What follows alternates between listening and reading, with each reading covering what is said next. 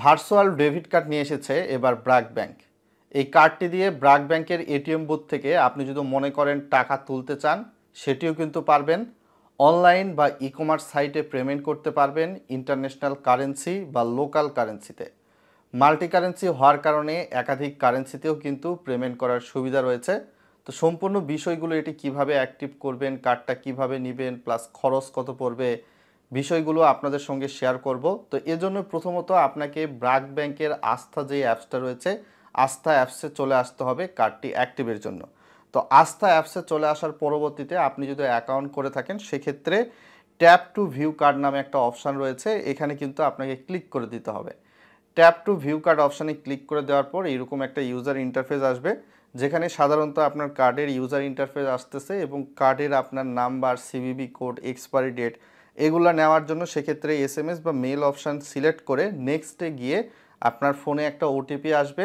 তো সেই ওটিপিটা কিন্তু আপনার এখানে দেওয়ার পরবর্তীতে ভেরিফাই করে নিয়ে কার্ডের আপনি সকল ডিটেলস ইনফরমেশান দেখতে পারবেন। তো সিকিউরিটি পারপাসে এটা ব্র্যাক ব্যাংক ভালো কিছু করেছে।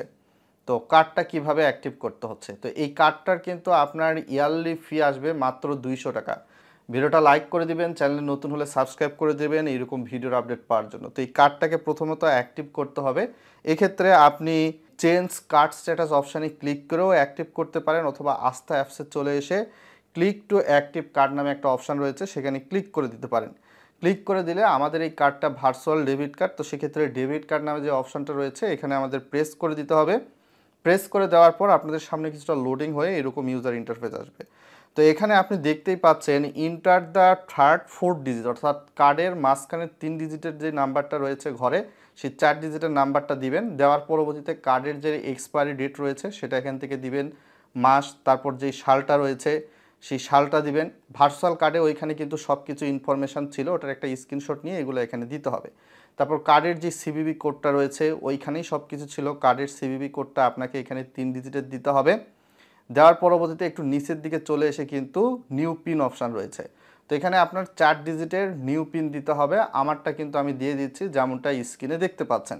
তো কনফার্ম পিনের ঘরে আবারও ওই নিউ 4 ডিজিটের পিন দিতে হবে। তার পরবর্তীতে এসএমএস অপশানে ক্লিক করার পরবর্তীতে আপনি হয়তো বা দেখতেই পাচ্ছেন এসএমএস অপশানে ক্লিক করে নেক্সট অপশানে আপনাকে ক্লিক করে দিতে হবে। ক্লিক করে দিলে নেক্সট স্টেপে কিন্তু আপনাকে নিয়ে চলে যাবে। নিয়ে যাওয়ার পরবর্তীতে দেখতেই পাচ্ছেন কিছুটা লোডিং ইউজার ইন্টারফেস ওপেন হচ্ছে। তার পরবর্তীতে কনফার্ম নামে একটা অপশান রয়েছে, কনফার্ম অপশানে কিন্তু আমাদের ক্লিক করে দিতে হবে কার্ডটা অ্যাক্টিভ করার জন্য। কনফার্ম অপশানে ক্লিক করে আমাদের ফোনে কিন্তু আবারও নতুন করে ওটিপি আসবে মেসেজে বা মেইলে, যে যেটা দিবে। তারপর ভেরিফাই অপশান রয়েছে, এই ভেরিফাই অপশানে কিন্তু আপনাকে ক্লিক করে দিতে হবে। ক্লিক করে দিলে দেখতে পারবেন যে আপনার কার্ডটা অ্যাক্টিভ হয়ে গেছে। তো সেক্ষেত্রে আবারও নতুন করে লগ ইন করতে বলতেছে ব্র্যাক ব্যাংক কর্তৃপক্ষ। তো এখানে কিন্তু আমরা লগ ইন করে দিচ্ছি, তারপর ওকে অপশানে ক্লিক করে দিলে আমাদের কিন্তু কার্ডের ইউজার ইন্টারফেস চলে আসবে। তো ট্যাপ টু ভিউ কার্ড অপশানে ক্লিক করার পরবর্তীতে আপনার যে কার্ডের number, expiry date, issue date এই সবগুলোই আপনি কিন্তু এইখান থেকে দেখে নিতে পারবেন, এবং দেখে নিয়ে আপনি যখন ভার্চুয়াল পেমেন্ট করবেন সেক্ষেত্রে ভার্চুয়াল পেমেন্টের কাজে এটা ব্যবহার করতে পারবেন। এখানে একটা বিষয় আপনাদেরকে জানিয়ে রাখতে চাই, এই ভার্চুয়াল এটিএম কার্ড দিয়ে বা ভার্চুয়াল ভিসা কার্ড দিয়ে শুধুমাত্র ব্র্যাক ব্যাংকের এটিএম বুথ থেকে টাকা তুলতে পারবেন, অন্যান্য ব্যাংকের এটিএম বুথ থেকে কিন্তু টাকা তুলতে পারবেন না। এটা হলো মাস্ট একটা পয়েন্ট। আর মাল্টি কারেন্সিতে পেমেন্ট করতে গেলে অবশ্যই আপনাকে যার নামে অ্যাকাউন্টটা করতেছেন তার পাসপোর্ট কিন্তু অবশ্যই ব্যাংকে নিয়ে গিয়ে ডলার এন্ডোর্সমেন্ট করতে হবে। যারা ব্র্যাক ব্যাংকের শাখা উপশাখার গ্রাহক তারাই শুধুমাত্র ডুয়েল কারেন্সি বা মাল্টি কারেন্সিতে কার্ডটা ইউজ করতে পারবেন। যারা ব্র্যাক ব্যাংকের এজেন্ট ব্যাংকিংয়ের গ্রাহক তারা কিন্তু এই ভার্চুয়াল কার্ড যেটা রয়েছে এটাকে ডুয়েল কারেন্সি বা মাল্টি কারেন্সি হিসাবে ব্যবহার করতে পারবেন না। সো ওভারঅল সব বিষয়গুলো কিন্তু আমি আপনাদেরকে জানিয়ে দিয়েছি। আপনি এই কার্ডটার মাধ্যমে চাইলে বিকাশ, নগদ বা রকেটে অ্যাড মানি করে টাকা নিয়ে আসতে পারবেন। সব কিছু আপনার উপর ডিপেন্ড করতেছে। অ্যাড মানিতে কোনো ধরনের চার্জ নেই ব্র্যাক ব্যাংকের।